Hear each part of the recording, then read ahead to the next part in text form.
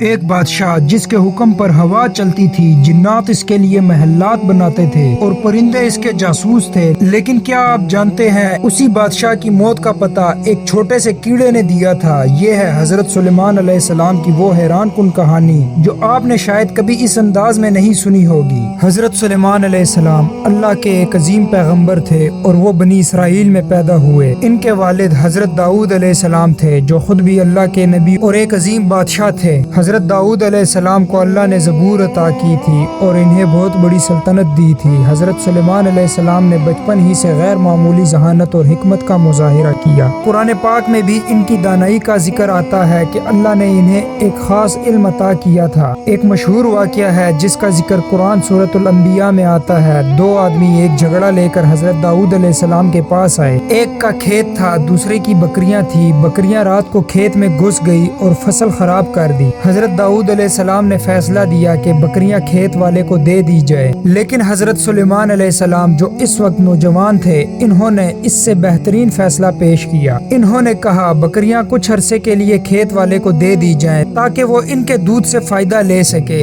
اور بکریوں کا مالک کھیت کو دوبارہ ٹھیک کرے۔ پھر جب کھیت پہلے جیسے ہو جائیں تو دونوں چیزیں اپنے اصل مالک کو واپس مل جائے۔ اللہ پاک کو حضرت سلیمان علیہ السلام کا فیصلہ بہت پسند آیا۔ حضرت سلیمان علیہ السلام کو بادشاہت اپنے والد حضرت داؤد علیہ السلام کے بعد ملی۔ جب حضرت داؤد علیہ السلام کا انتقال ہوا تو اللہ کے حکم سے حضرت سلیمان علیہ السلام کو نبوت ملی اور بادشاہت بھی۔ یہ ایک خاص بات تھی کہ انہیں صرف حکومت نہیں ملی بلکہ اللہ نے انہیں اپنی سلطنت دی جو اور کسی کو نہیں دی گئی۔ قرآن سورۃ الصاد میں آتا ہے کہ حضرت سلیمان علیہ السلام نے دعا کی، اے میرے رب مجھے ایسی بادشاہت عطا فرما جو میرے بعد کسی کے لائق نہ ہو۔ اللہ تعالیٰ نے حضرت سلیمان علیہ السلام کو ایسی سلطنت عطا فرمائی جو عام بادشاہوں سے بالکل مختلف تھی۔ یہ صرف دنیاوی حکومت نہیں تھی بلکہ معجزاتی اللہ کی عطا کردہ طاقتوں پر مبنی تھی۔ حضرت سلیمان علیہ السلام کے پاس ایک مضبوط اور منظم انسانی فوج بھی تھی۔ قرآن پاک سورۃ النمل میں ذکر آتا ہے کہ ان کے لشکر میں انسان شامل تھے جو نظم و ضبط کے ساتھ چلتے تھے۔ ہر گروہ کو ترتیب سے رکھا جاتا تھا، یعنی وہ ایک عظیم بادشاہ کی طرح مکمل نظام کے ساتھ حکومت کرتے تھے۔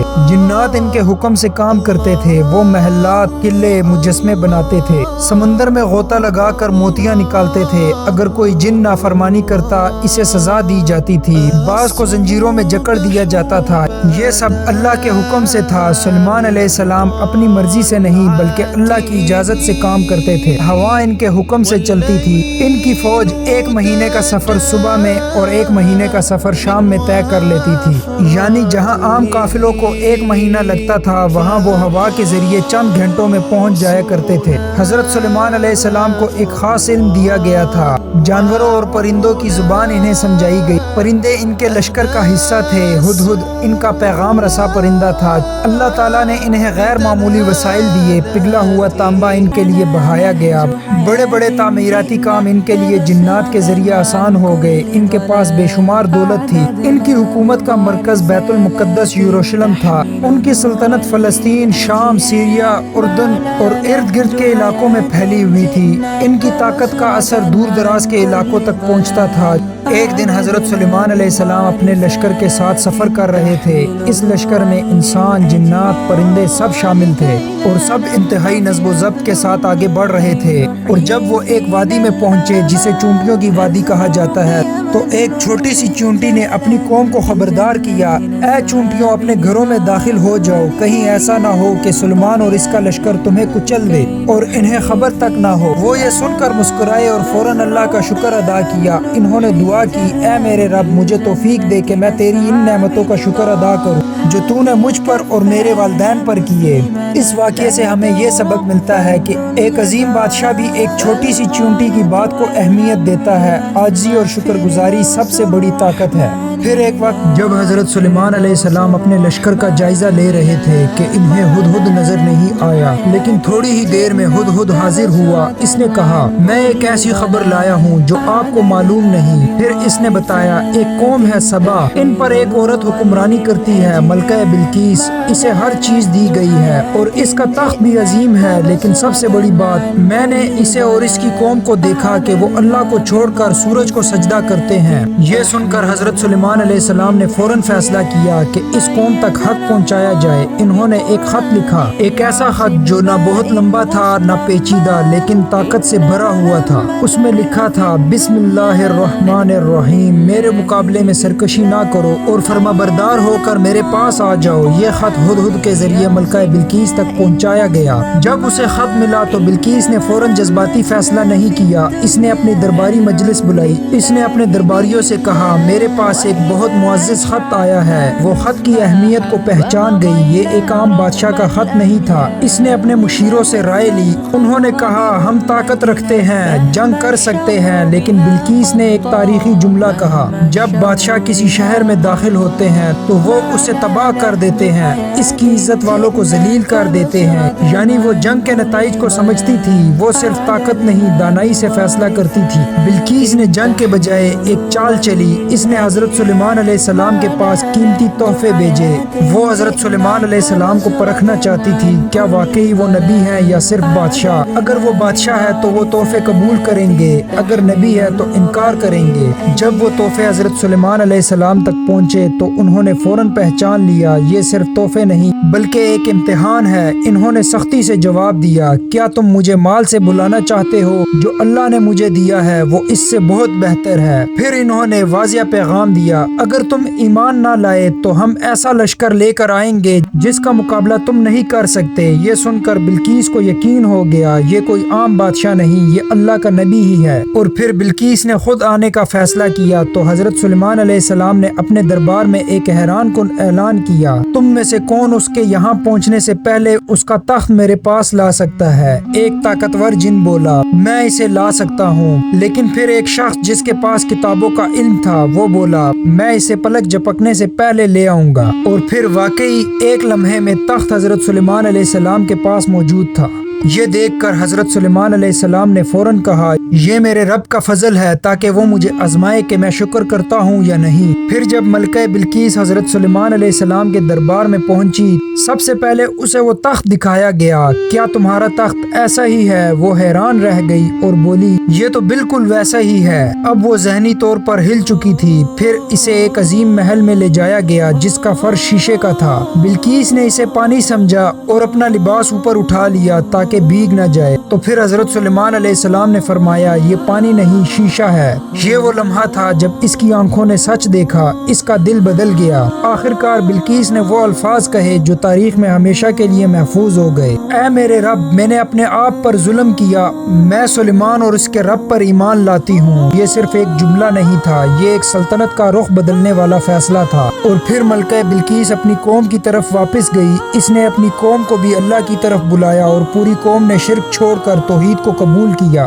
یعنی ایک پرندے کی خبر، ایک خط، ایک ملاقات اور نتیجہ پوری قوم کی ہدایت، اس سب میں میرے رب کی ہی حکمت ہے۔ قرآن مجید یا صحیح احادیث میں اس بات کی واضح دلیل نہیں ہے کہ حضرت سلیمان علیہ السلام نے ملکہ بلقیس سے شادی کی۔ کچھ روایات خاص طور پر اسرائیلیات میں آتا ہے کہ سلیمان علیہ السلام نے ملکہ بلقیس سے شادی کر لی تھی، اور کچھ میں آتا ہے کہ اسے واپس اس کی سلطنت پر حاکم رہنے دیا گیا۔ صحیح احادیث بخاری میں آتا ہے کہ حضرت سلیمان علیہ السلام نے کہا تھا کہ میں آج رات اپنی بہت سی بیویوں کے پاس جاؤں گا، اور روایات میں آتا ہے کہ 60، 70 یا 100 مختلف روایات میں فرق ہے۔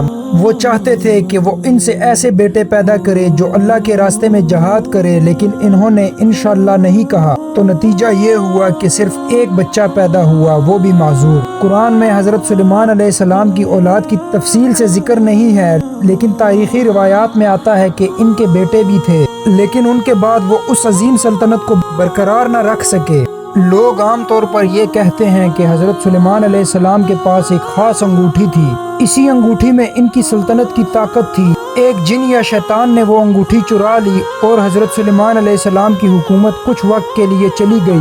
یہ پوری کہانی کمزور اور غیر مستند ہے۔ اسلامی علماء جیسے ابن کثیر وغیرہ نے واضح کیا ہے، یہ قصہ صحیح ثابت نہیں، اس میں بہت سی غلط اور عجیب باتیں ہیں، اور یہ ایک نبی کے شان کے خلاف بھی ہے۔ اگر ہم یہ مان بھی لیں کہ حضرت سلیمان علیہ السلام کی طاقت ایک انگوٹھی میں تھی تو اس کا مطلب ہوگا کہ ان کی طاقت اللہ کی طرف سے نہیں تھی، جو کہ بالکل غلط ہے، کیونکہ قرآن واضح کہتا ہے ان کی طاقت اللہ کا معجزہ تھی۔ ان کے پاس جنات، ہوا اور لشکر تھے، یہ سب براہ راست اللہ کی عطا تھی، کسی انگوٹھی کی وجہ سے نہیں۔ حضرت سلیمان علیہ السلام کے زمانے میں جنات ان کے تابع تھے، وہ بڑے بڑے کام کرتے تھے، لیکن جب حضرت سلیمان علیہ السلام کا انتقال ہوا تو شیاطین نے بہت بڑا فتنہ پھیلایا۔ قرآن میں آتا ہے اور انہوں نے اس چیز کی پیروی کی جو شیاطین پڑھتے تھے سلیمان کی بادشاہت میں، حالانکہ سلیمان نے کفر نہیں کیا بلکہ شیاطین نے کفر کیا جو لوگوں کو جادو سکھاتے تھے۔ جب حضرت سلیمان علیہ السلام فوت ہوئے، شیاطین نے کہا سلیمان کی طاقت جادو سے تھی،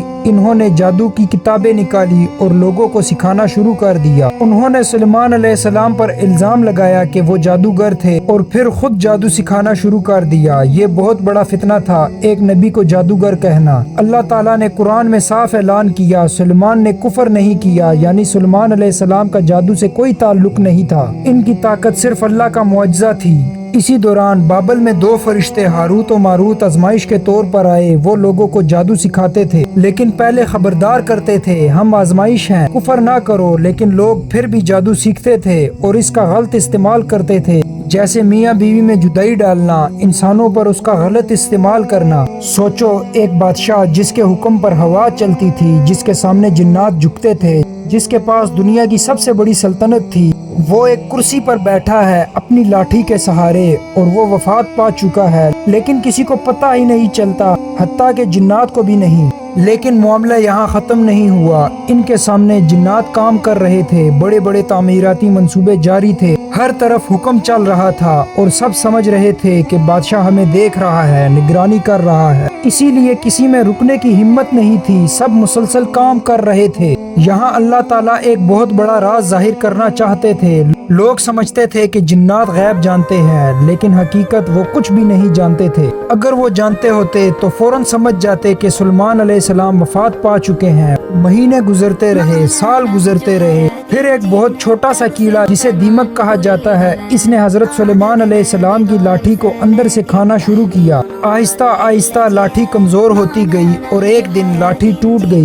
جیسے ہی لاٹھی ٹوٹی، حضرت سلیمان علیہ السلام کا جسم زمین پر گر گیا اور تب سب کو پتہ چلا وہ تو کافی عرصہ پہلے ہی وفات پا چکے تھے۔ اور قرآن میں اللہ پاک نے فرمایا، پھر جب ہم نے اس پر موت کا فیصلہ کر دیا تو جنات کو اس کی موت کا پتہ تک نہ چلا، مگر ایک زمین کے کیڑے نے جو اس کی لاٹھی کو کھا رہا تھا، اور پھر جب وہ گر پڑا تو جنات پر تب واضح ہوا۔ اگر وہ غیب جانتے ہوتے تو اس ذلت والے عذاب میں نہ رہتے۔ اس واقعے کا سب سے بڑا سبب جنات غیب نہیں جانتے، یہ سب سے بڑا پیغام ہے۔ نہ کوئی جن اور نہ کوئی مخلوق غیب جانتی ہے، غیب صرف اللہ جانتا ہے۔ ایک وقت تھا جنات ان کے تابع تھے، دنیا ان کے قدموں میں تھی، اور پھر ایک لاٹھی کے گرنے سے سب ختم ہو گیا، نہ کوئی شور اور نہ کوئی اعلان، بس ایک لمحہ اور سب بدل گیا۔ وہ بادشاہ جس کے حکم پر جنات کام کرتے تھے، اس کی موت کا پتہ ایک کیڑے نے دیا۔ تو یہ تھی حضرت سلیمان علیہ السلام کی وہ عظیم کہانی جس میں طاقت بھی تھی، حکمت بھی، اور ایک زبردست سبق بھی کہ اصل طاقت نہ جنات میں ہے نہ بادشاہت میں، بلکہ صرف اللہ کے حکم میں ہے۔ ویڈیو پسند ہے تو ویڈیو کو لائک کر دے، چینل کو سبسکرائب کر دے اور بیل آئیکن کو پریس کرنا نہ بھولیے گا۔